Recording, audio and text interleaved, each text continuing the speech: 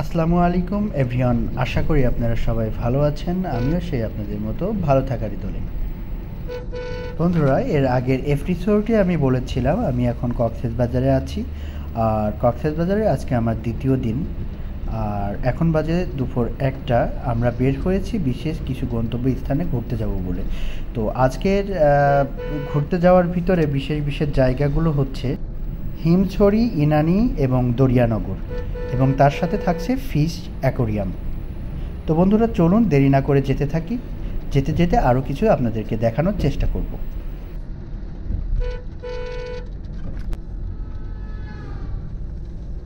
যেহেতু দুপুর 1টা বাজে এখন, আমরা মোটামুটি যেতে যেতে যে কোনো একটা ভালো রেস্টুরেন্টে আমরা দাঁড়ায় দুপুরের লাঞ্চটি করব।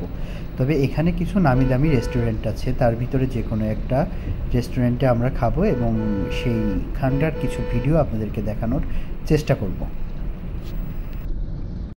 রাস্তায় যেতে যেতে আমরা ভালো একটা রেস্টুরেন্টের সন্ধান পেলাম, যেটার নাম হচ্ছে পালঙ্কি। আর এটা হচ্ছে পালঙ্কি রেস্টুরেন্টের সামনের কিছু দৃশ্য। আমরা এখানে দুপুরের লাঞ্চ করব, যেহেতু এখন লাঞ্চের সময়। অনেকে এখানে ভিড় জমিয়েছে লাঞ্চ করার জন্য। জানি এখানকার ফুডটা খুবই সুন্দর, এর আগেও ইনফরমেশন পেয়েছিলাম, আমরা সেই ইনফরমেশন অনুযায়ী এসেছি এখানে। তবে এখানকার ডেকোরেশন বা হোটেলের ভিতরটা দেখতে অসাধারণ। এখানে মোটামুটি অনেক ভিড়ও হয় দেখতেছি। তো আমরা এখানে দুপুরের লাঞ্চটি ছেড়ে আমরা আমাদের গন্তব্য স্থানে যাওয়ার জন্য রওনা হব। তো বন্ধুরা, আমাদের সাথেই থাকুন। আমরা ওখান থেকে লাঞ্চ কমপ্লিট করে আমাদের গন্তব্য স্থানের জন্য রওনা হয়ে গেছি।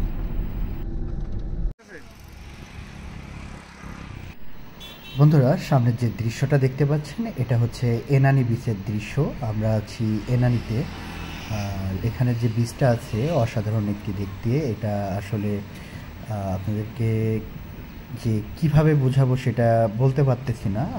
আমি কিন্তু দেখে অনেক মুগ্ধ হয়ে গেছি, যার কারণে ভাষা হারিয়ে ফেলেছি যে আপনাদের কি বলবো আর কি। এখানে যারা এসেছে তারাই বলতে পারবে যে এই বীজটা দেখতে কত অসাধারণ। হ্যাঁ, তো বন্ধুরা দেখতে থাকুন, আমি যতটুকু পারি আপনাদেরকে দেখানোর চেষ্টা করতেছি।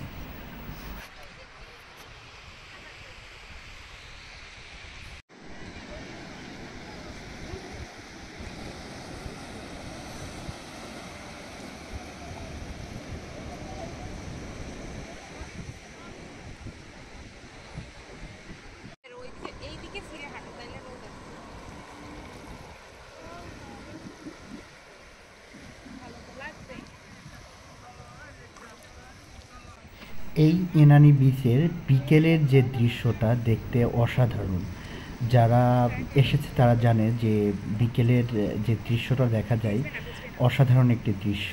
আর আমরা যেহেতু এখানে আসছি 3টার দিকে, যার কারণে একটু রোদ ছিল, তারপরেও দেখতে কিন্তু অসাধারণ লাগতেছিল। তবে অনেক ভালো লাগবে এখানটায় আসলে। আমি 100তে 100, যারা আসেননি তারা তো বুঝবেন না, আর যারা এসেছে তারা 100তে 100 রিকমেন্ড করবে যে এখানে আসলে মনটা ভালো হয়ে যাবে। আর আমরা এখন এনানি বিচ থেকে বের হয়ে যাব নতুন আরেকটি গন্তব্য স্থানে। আর আজকে আরেকটা নতুন গন্তব্য স্থান হচ্ছে হিমছড়ি। বন্ধুরা, এখন আমরা হিমছড়িতে আছি। এই হিমছড়িতে আমরা এখন যাব ঝর্ণার দিকে। এখানে হিমছড়িতে একটা ঝর্ণা আছে এবং এখানে অনেকগুলো সিঁড়ি আছে, যে সিঁড়িগুলো পার হয়ে উপর থেকে এই হিমছড়ির এলাকাটা খুব সুন্দরভাবে দেখা যায়। তো আমরা প্রথমে হচ্ছে ঝর্ণা দেখব, ঝর্ণা দেখার পরে ওই জায়গাটায় যাব। তো চলুন যেতে থাকি, যেতে যেতে একটু দেখানোর চেষ্টা করি হিমছড়ির ঝর্ণার আশেপাশের দৃশ্যটা। তো চলুন যাওয়া যাক।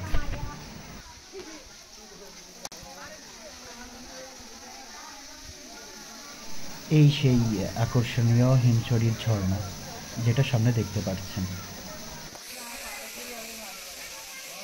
বন্ধুরা, সকল জায়গায় ভ্রমণের পরে আমরা এখন আছি দরিয়ানগর। আর এই দরিয়ানগরে প্যারাসেলিং উপভোগ করব এখন, যার কারণে আমি ভিডিও ফুটেজ করার চেষ্টা করতেছি। দেখতে থাকুন কিভাবে প্যারাসেলিংয়ে ওঠে সেটার কিছু দৃশ্য।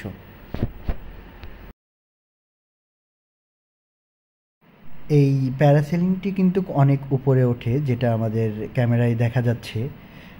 অনেক জুম করে করে তুলতে হচ্ছে। এটা কিন্তু খুবই ডিয়ারিং একটা ব্যাপার। যাদের হার্ট দুর্বল তারা কিন্তু কখনো এটাতে উঠতে যাবেন না। এটাই কিন্তু দেখতেই পাচ্ছেন আপনারা যে জুম করে আনতে হচ্ছে, যে সামনে কিন্তু এক্কেবারে ছোট দেখা যাচ্ছে। তারপরে আমরা ভিডিও করার চেষ্টা করতেছি। তবে এই প্যারাসেলিং যে কেউ উঠতে পারে। এই প্যারাসেলিং ভাড়া হচ্ছে উপরে ওঠা এবং নামা, টোটাল সব কিছু মিলে 2500 টাকা করে রাখে এরা। এখানে দেখুন উপরে প্যারাসেলিং উঠতেছে আর নিচে দিয়ে আপনার স্পিড বোর্ডে করে সমুদ্রের মাঝখান বরাবর নিয়ে যাচ্ছে আর কি। তবে যারা হার্ট দুর্বল তাদেরকে আমি রিকমেন্ড করব না এই প্যারাসেলিংয়ের ব্যাপারে। দেখুন কত ছোট দেখা যাচ্ছে ওখানটা।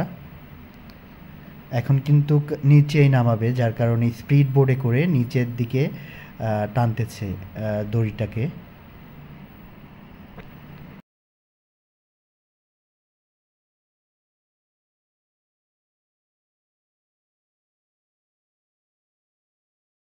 এখন কিন্তু প্যারাসেলিংটি নিচে নামানো হচ্ছে আস্তে আস্তে করে।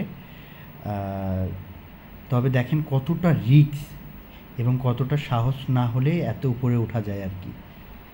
হ্যাঁ, এখন নিচে নামতেছে আস্তে আস্তে দেখা যাচ্ছে। তবে দেখতে কিন্তু খুবই সুন্দর লাগতেছে, অসাধারণ একটি। তবে যে সে রিস্ক নেবেন না, আবারও রিকমেন্ড করব যে সে রিস্ক নেবেন না। এটাতে কিন্তু হাই রিস্ক।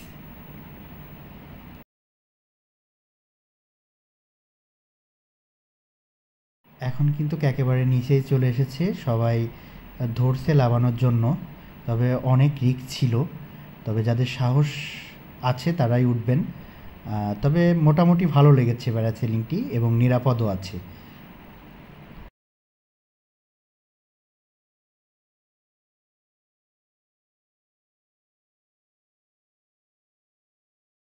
আমরা সব জায়গায় ঘোরাঘুরি পরে এখন আছি ফিশ ওয়ার্ল্ডে, যেটা কক্সবাজারের শহর কেন্দ্রিক গড়ে উঠেছে।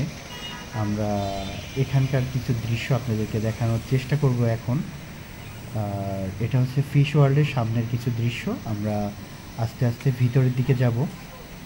তো চলুন যাওয়া যাক, ভিতরের দৃশ্যগুলো আপনাদেরকে দেখানোর চেষ্টা করি।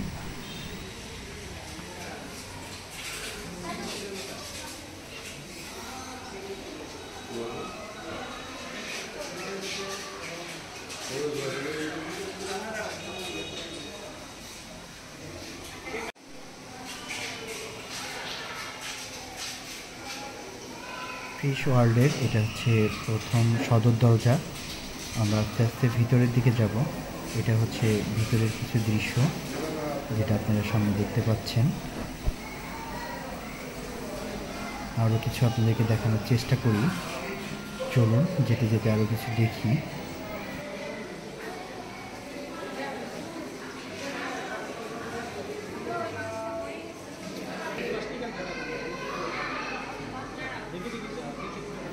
মোটামুটি আজকের যে গন্তব্য স্থানগুলো ছিল সবগুলো ঘোরা শেষ আমাদের। আমার তো খুবই ভালো লেগেছে, জানি না আপনাদের কেমন লাগবে। যদি ভালো লেগে থাকে অবশ্যই আমাকে কমেন্টসে জানাবেন।